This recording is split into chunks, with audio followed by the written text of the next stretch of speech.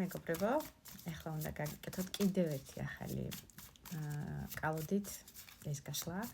წინა გაშლას ვისაც არ გინახეთ, გამოდით ჩემ გვერდზე და ნახეთ, იმიტომ რომ ისიც ახალი კალოდით გავაკეთე და დღეს ერთგვარი ფეერვერკი მაქვს. ცვენა ახალი კალოდების, რამოდენიმე ახალი კალოდა გამოწერილი ჩავამივიდა და ყველას დატესტვა მინდა სწრაფ რეჟიმში, ასე რომ მიყოლებით ყველას თქვენთან ერთად დავტესტავ. ესეც ახალია, დღეს შევეხე პირველად ეხლა ამ კარს და ამ გაშლით დავტესტოთ და თქვენი კომენტარები რამდენად რეზონირებადია ამ კარტით ეს გაშლა.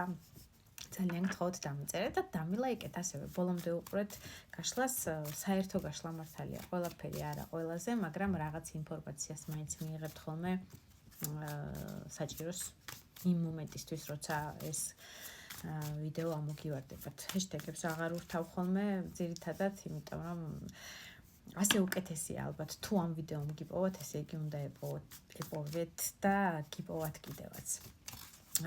ეხლა რაც შეეხება ამ გაშლას, კალოდას ქვია 78 კარები, ესე ითარგმნება და ესე იგი გარდა იმისა, რომ პირველი გაშლა ამ კარტით გავაკეთო, რა კარები იღება თქვენთვის უახლოესი წლის ბოლომდე პერიოდი იყოს და თუ გაშლას მომავალ წელს უყურებთ და სხვა პერიოდში ნახავთ, მაშინ იქნება უახლოესი 3 თვის ვადებში.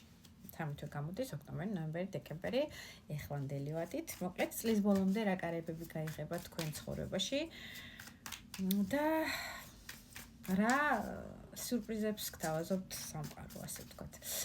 პირველი როგორ შეიძლება ეს გაშლა არ გავაკეთო ამ კალოდაზე. ეს არის ჩემთვის ერთ-ერთი უსაყვარლესი კალოდა, ძალიან მინდა ეს კალოდა მქონდა და როგორც იქნა, ესე იგი მეღირსა მეც. ნახოთ რამდენად რეზონირებადი იქნება თქვენთვის.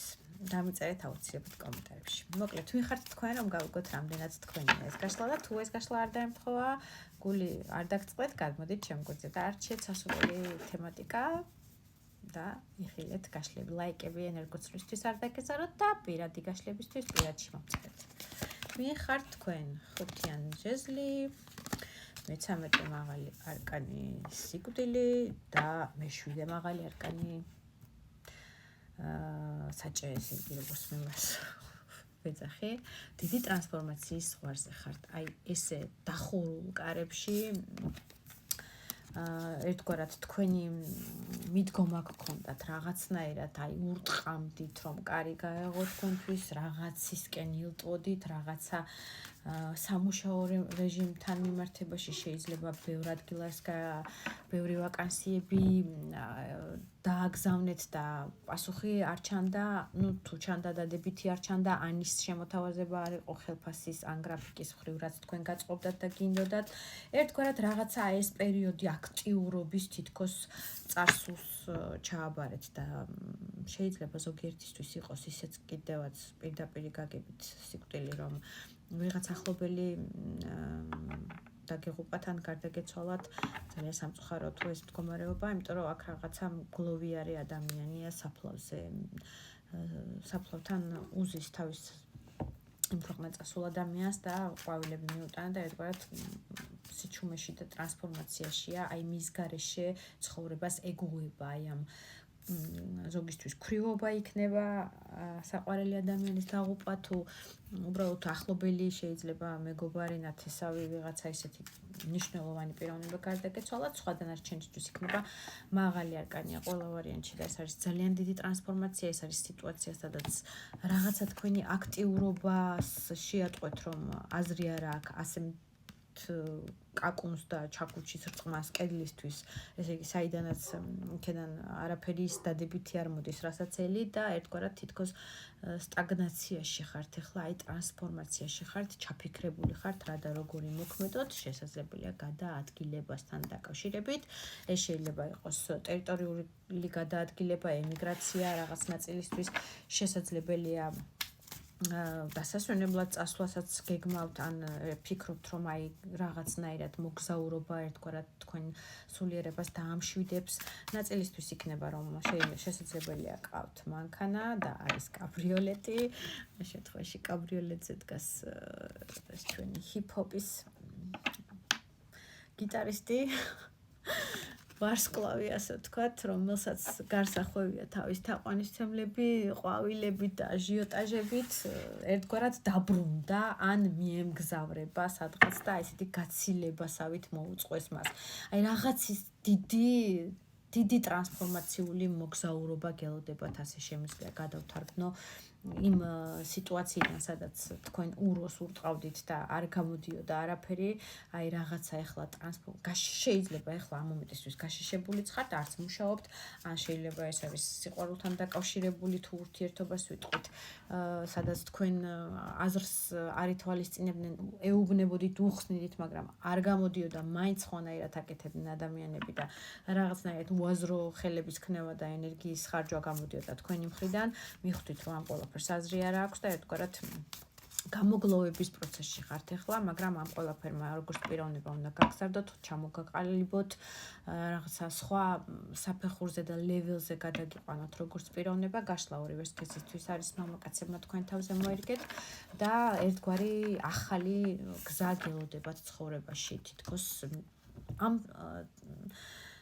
სპექტაკლია, კალოდის ძირში ამოდის, ეს არის ახალი შესაძლებლობები სამუშაოსთან დაკავშირებით, ახალი შესაძლებლობები ფინანსური სიმყარესთან დაკავშირებით, ეს არის უდიდესად ძალიან კარგი ფინანსური წყარო, სამუშაო, საიდანაც მყარად იგრძნობთ თქვენ თავს, აი ახალ გზას უდგახართ და 7-იანი მაღალი არკანი, ეს არის ძალიან სწრაფი რეზონირება იმისი, რომ აი ეს ყველაფერი ძალიან მალე შემოაბიჯებს თქვენ ცხოვრებაში.